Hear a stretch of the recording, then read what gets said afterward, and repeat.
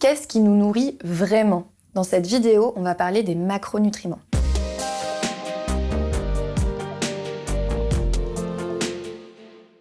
Je m'appelle Alexia Cornu, je suis coach et experte en physiologie féminine. J'accompagne à la fois sur l'activité physique, la nutrition et le bien-être. Dans cette vidéo, on va parler des macronutriments. Les macronutriments, c'est ce qui apporte de l'énergie à ton corps. On va parler donc des glucides, des lipides et des protéines. Je vais te partager l'intérêt de chacun de ces macronutriments. Pourquoi est-ce qu'il faut les 3 pour être en bonne santé? Alors on va commencer par les glucides. Les glucides, c'est la famille des sucres. Ils ont tendance à être très décriés. On dit oui, il faut pas manger de sucre, etc. La détox du sucre. Oui, c'est vrai pour les glucides qui sont d'origine transformée.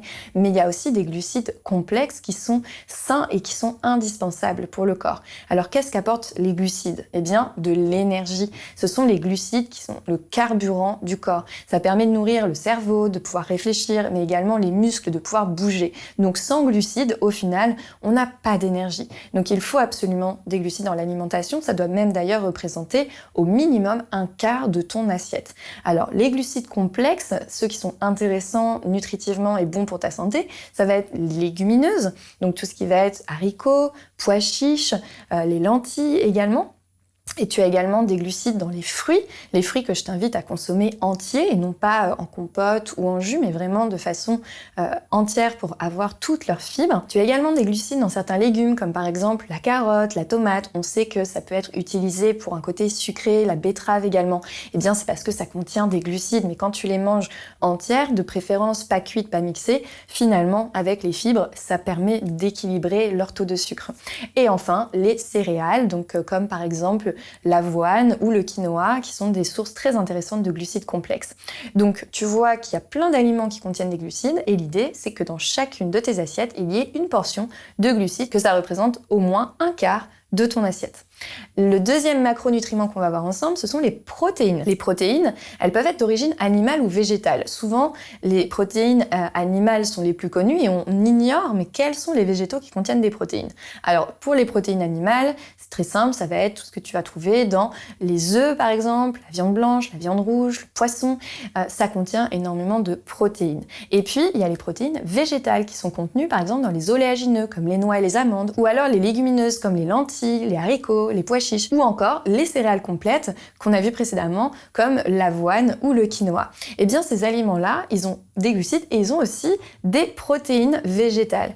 Alors pourquoi les protéines, est-ce que c'est très important? Eh bien, tout simplement parce que ça apporte des acides aminés. Le corps ne sait pas fabriquer d'acides aminés tout seul. Il lui faut un apport extérieur. Et les acides aminés, eh bien, c'est un petit peu les constructeurs de notre corps. On en a besoin pour solidifier nos muscles, on en a besoin pour faire fonctionner correctement nos organes, et la régénérescence cellulaire passe par un apport en acides aminés qui est contenu dans les protéines.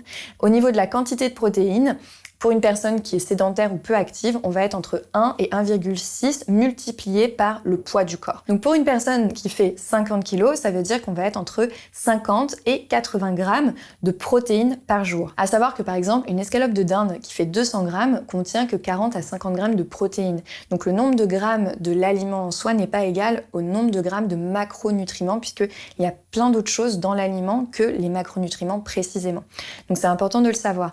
Il y a énormément de protéines aussi végétales dans tout ce qui est algues, comme la spiruline. Tu vas en trouver aussi beaucoup dans les herbes comme le chanvre par exemple. Et puis les graines enfin, que tu peux utiliser dans tes assaisonnements, en salade ou même avec une soupe pour rajouter des protéines. Donc pense à rajouter des protéines dans chacune de tes assiettes. Les protéines doivent elles aussi représenter environ 25% de ton assiette. Après, à répartir en fonction des glucides que tu vas choisir, puisque certains glucides ont également des protéines. Mais dans l'idée, ça va être vraiment d'avoir la moitié de glucides, la moitié de protéines sur les 50% de ton assiette qui vont contenir des macronutriments. Le troisième et dernier macronutriment, ce sont les lipides. Alors les lipides, ils vont être contenus déjà dans certains aliments. On a parlé tout à l'heure par exemple des graines, des oléagineux, des noix, des amandes, ou alors la viande, qui est pour la viande rouge par exemple, contient déjà beaucoup de lipides puisque ce sont la famille des graisses. Donc la plupart du temps, il n'y a pas forcément besoin de rajouter des graisses en plus dans le repas, sauf si bien sûr ton assiette ne contient aucune source de graisse, donc de lipides.